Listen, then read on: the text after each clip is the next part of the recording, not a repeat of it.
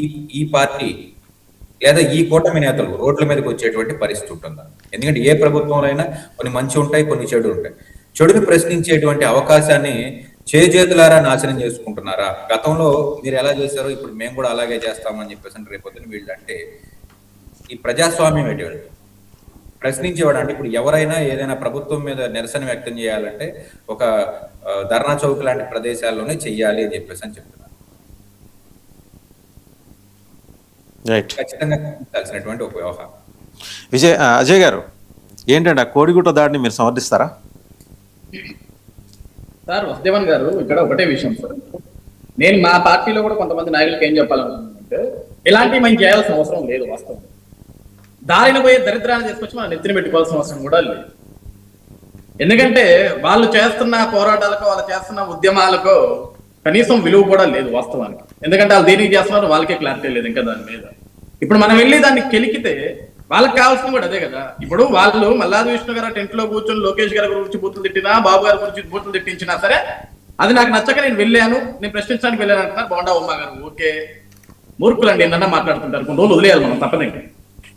వాళ్ళు ఏంటి ఒక డైవర్షన్ పాలిటిక్స్ కోసం ఎదురు చూస్తున్నారు, వాళ్ళకు ఒక క్రెడిబిలిటీ కోసం చూస్తున్నారంటే మేము ఫేమ్ అవ్వాలా, ఇది రాష్ట్రంలో ఉద్రిక్తం అవ్వాలా.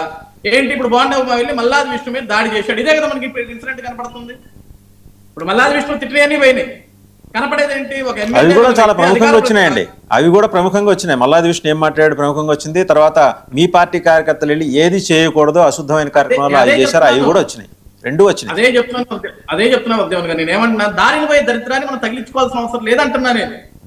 ఇప్పుడు వీళ్ళు రాష్ట్రంలో జంజీ అని చెప్పేసి ఉద్యమం చేస్తున్నారు, అసలు అందులో జంజీయే ఉండరు, వాస్తవానికి అందులో జంజీయే ఉండరు. లేదు మేము డిఎస్సీ కోసం ఉద్యమిస్తున్నాం అన్నారు, అందులో డిఎస్సీ. అది ఒక మాట అక్కడ చూడండి, మల్లాది విష్ణుని బండెక్కిస్తే జెండా కర్రతో కొట్టారు, అంత అవసరమే ఉంది. కాస్త మీరు అన్నట్టు నిదానంగా వివరించుంటే పోయేదిగా. నేను చెప్తుంది కూడా అదే ఉద్యమం గారు, నేనేం దాన్ని సమర్థించట్లేదు. ఇప్పుడు కూడా నేనేమన్నాను, ఓకే మనకి పార్టీ అంటే అభిమానమో లేకుంటే మన నాయకుల గురించి ఎవరైనా తప్పుగా మాడితే మనకు కోపం వస్తుంది, ఆవేశం వస్తుంది, అదంతా కామన్, నేను కాదనట్లేదు. కానీ నేనేమంటున్నా, రాష్ట్రంలో కొన్ని దరిద్రాలు ఉన్నాయి, వాటిని మనం నెత్తిన పెట్టుకోవాల్సిన అవసరం లేదంటున్నా. ఎందుకంటే నిజంగా వాళ్ళు చేసే పోరాటాలకు ఒక శానిటీ ఉందనుకోండి, రియల్ గా పబ్లిక్ వస్తారు, రియల్ గా డిఎస్సీ అభ్యర్థులు వస్తారు, అందరూ వస్తారు, అందరూ మద్దతు తెలుపుతారు. ఇప్పుడు డే 1 ఒక మండలం నుంచి ఒక 10 మందిని తీసుకొచ్చి కూర్చోబెడతారు, డే 2 ఇంకో మండలం నుంచి ఇంకో 10 మందిని తీసుకొచ్చి కూర్చోబెడతారు. నిన్న కూర్చున్నాడు ఈ రోజు ఉండడు, ఈ రోజు కూర్చున్నాడు రేపు ఉండడు. కాబట్టి ఆ దరిద్రం మనకి ఎందుకంటా నేను అసలు ఒక శానిటీ లేని ఉద్యమం కదా అది. ఈ రోజు మేము కూడా ఏమన్నామంటే వైసీపీలకు కూడా నా సైడ్ నుంచి ఒకటే కోరిక వర్ధవన్ గారు, మీరు చేసుకోండి సార్, టెంట్లు వేసుకోండి, ఉద్యమాలు చేసుకోండి, కానీ పబ్లిక్ ప్లేసెస్ లో పెట్టుకోకండి. ఎందుకంటే మీరు చేసే ఉద్యమానికి శాంటిటీ ఉందనుకోండి, మీకు పార్టీ కార్యాలయాల్లో ఎక్కడైనా పెట్టుకోవచ్చు, హ్యాపీగా ధర్నా చౌకుల్లో ఎక్కడైనా పెట్టుకోవచ్చు, చాలా ప్రశాంతంగా. ఎందుకంటే ఇప్పుడు మీరు ప్రధాన కూడల్లో పెడుతున్నారు తీసుకొచ్చి, అటు అంబులెన్స్ వెళ్ళాలన్నా లేకుంటే పబ్లిక్ వెళ్ళాలన్నా సరే కొన్ని ప్లేసెస్ లో డిస్టర్బెన్స్ అవుతుంది. సరే కొన్ని ఏరియాల్లో మీరు లోపల పెట్టుకుని ఉండొచ్చు, కానీ కొన్ని ఏరియాలో మరి నడు రోడ్ల మీద పెడుతున్నారు తీసుకొచ్చి. సో పోలీస్ వాళ్ళకు కూడా నేను విజ్ఞప్తి ఏం చేస్తున్నానంటే, సార్ కొంచెం చూసి ఇవ్వండి పర్మిషన్. లేదు కొంచెం ప్రైవేట్ ప్లేసెస్ ఎక్కడన్నా పబ్లిక్ ఇబ్బంది లేని ప్లేసెస్ ఉంటే అక్కడ ఇచ్చేసేయండి. రోజు కాకపోతే 365 రోజులు టెంట్ వేసుకుని ధర్నా చేసుకోమండి ఎవ్వడా. ఇప్పుడు వాళ్ళు ధర్నా చేస్తుంటే మేము ఆపుతున్నామా, అడ్డుకుంటున్నామా? ఏం అడ్డుకోవట్లేదు కదా, హ్యాపీగా చేసుకొని ఇస్తున్నాం కదా. ప్రతిరోజు ఉద్యమించండి, పొద్దున 10 నుంచి సాయంత్రం 4 దాకా రిలే నిరాహార దీక్షలు, రేపు నుంచి 6 నిరాహార దీక్షలు చేసుకోండి. మీ దగ్గర శాంటిటీ, మీ ఉద్యమంలో న్యాయ పోరాటం ఉంటే ఏదైనా చేయండి, మేము అసలు ఎవ్వరూ అడ్డుకోం.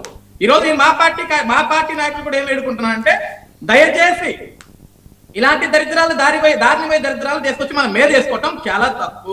రాష్ట్రంలో మనకి మీరేమంటారు? అజయ్ కుమార్ సజ్జా గారు అయితే చాలా వ్యాలిడ్ సజెషన్, ఈవెన్ ఇంక్లూడింగ్ ఆయన మోహట్ పళ్ళ వాళ్ళ పార్టీ వాళ్ళకి కూడా చెప్పారు. ఈ దారిని పైన నెత్తికి నేలకు పోయేది నెత్తికి రాసుకోవటం ఎందుకనేది ఆయన ప్రశ్న. అవునా కాదా? సార్ వాసుదేవన్ గారు, మీ ద్వారా ప్రజలకు కూడా గుర్తు చేస్తాను, జగన్మోహన్ రెడ్డి గారి ప్రభుత్వ హయాంలో అండి జోగి రమేష్ గారు ఎమ్మెల్యే గారు ఆ రోజు చంద్రబాబు నాయుడు గారి ఇంటి మీదకి దాడికి వెళ్ళారు. ఆ రోజు మనం డిబేట్లు కూడా చేసి